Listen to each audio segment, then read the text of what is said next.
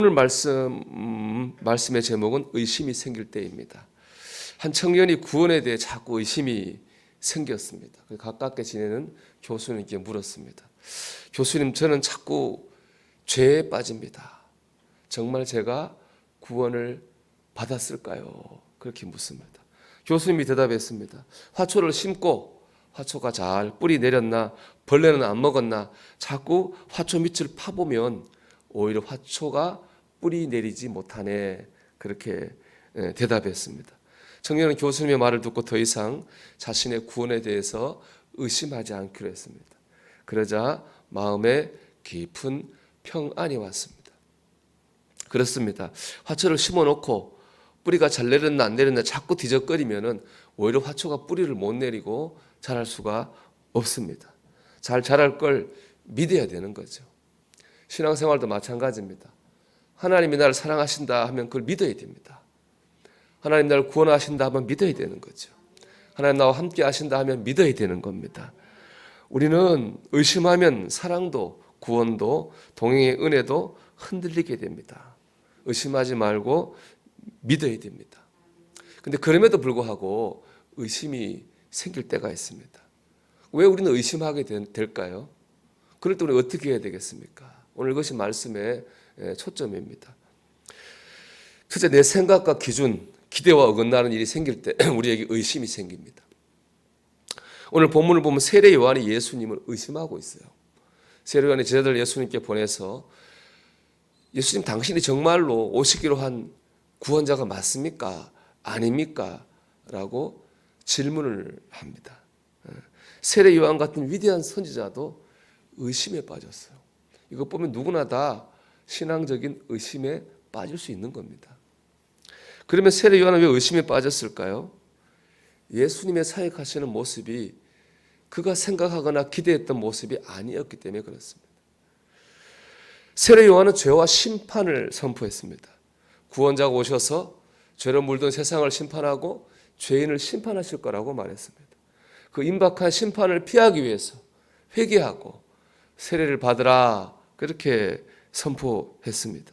그런데 예수님이 사역하시는 모습을 보니까 심판자가 아니라 구원자였습니다. 주님은 죄인을 심판하지 않으시고 오히려 더 사랑으로 구원하시는 거예요. 주님이 이렇게 말씀하셨잖아요. 나는 죄인을 부르러 온 게 아니라 의인을 부르러 왔다. 그런 말씀도 하시지 않았습니까? 이런 모습은 세례 요한이 생각했고 기대했던 그런 주님의 모습이 아니었던 거죠. 이에 세례 요한은 예수님을 의심하게 된 겁니다. 우리의 생각이나 기대와 어긋나는 일들이 생길 때 우리는 의심에 빠집니다. 어려움이 자꾸 생길 때, 선한 사람은 고난을 받는데 악한 이가 형통함을 보게 될 때, 우리 기도가 자꾸 막힐 때 우리는 의심에 빠지게 됩니다. 두 번째입니다. 그럼 이렇게 의심에 빠지게 될 때 우리는 어떻게 해야 될까요? 더더욱 하나님께 나와야 됩니다. 오늘 말씀 보면 의심에 빠진 세례 요한이 뭐 했습니까? 주님께 나왔잖아요. 제자들을 보냈습니다. 그러자 주님께서 제자들에게 이렇게 말씀하죠. 오늘 22절의 말씀인데, 너희가 가서 보고 들은 것을 요한에게 알리되 맹인이 보며 못 걷는 사람이 걸으며 나병한 자가 깨끗함을 받으며 귀먹은 사람이 들으며 죽은 자가 살아나며 가난한 자에게 복음이 전파된다 하라. 이는 단지 예수님께서 기적을 행하신다라고 하는 것을 전하라는 말이 아니에요. 이사야서 61장 1절에 나오는 예언의 말씀이 이루어지고 있다고 하는 것을 전하라는 겁니다. 이사야서는 예수님이 오시기 전 600년 전에 주신 예언의 말씀입니다. 거기 61장 1절에 보면은 오실 구원자의 모습이 예언되어 있습니다. 하나님 보시면 보내신 구원자는 이렇게 할 것이다 라는 것이 이사야 61장 1절의 말씀이거든요. 주 여호와의 영이 내게 내리셨으니 이는 여호와께서 내게 기름을 부으사 가난한 자에게 아름다운 소식을 전하게 하려 하심이라. 나를 보내사 마음이 상한 자를 고치며 포로된 자에게 자유를, 갇힌 자에게 노임을 선포하며. 이게 바로 이사야 61장 6절의 말씀인데요. 즉 예수님께서 기적을 행하신 것은 이 예언의 말씀을 성취하시는 거라는 거죠. 예수님이 기적을 행하시는 것은 바로 예수님이 구원자라는 증거인 것입니다. 이 말씀을 들은 세례 요한의 제자들은 돌아갔습니다. 세례 요한도 의심을 딛고 확실한 믿음을 가지게 되었습니다. 세례 요한은 주님께 나아옴으로 의심을 딛고 확실한 믿음을 가지게 됐습니다. 의심이 생길 때 우리는 하나님께로 더더욱 가까이 나와야 됩니다.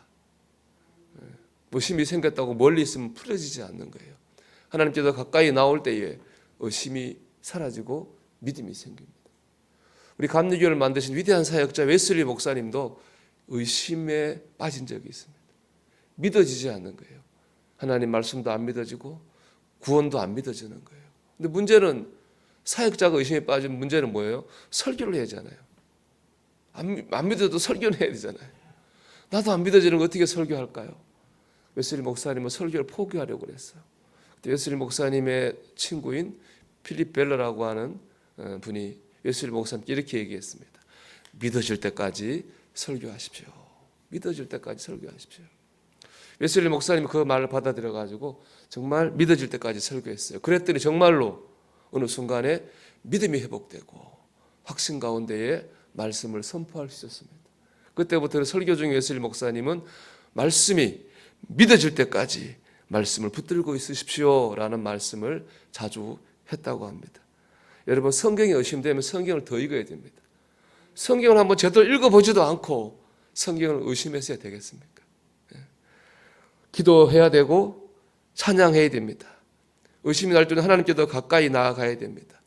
그때 주님께서는 우리에게 오늘 세례 요한에게 하신 것처럼 의심을 걷어가시고 확실한 믿음을 심어 주십니다.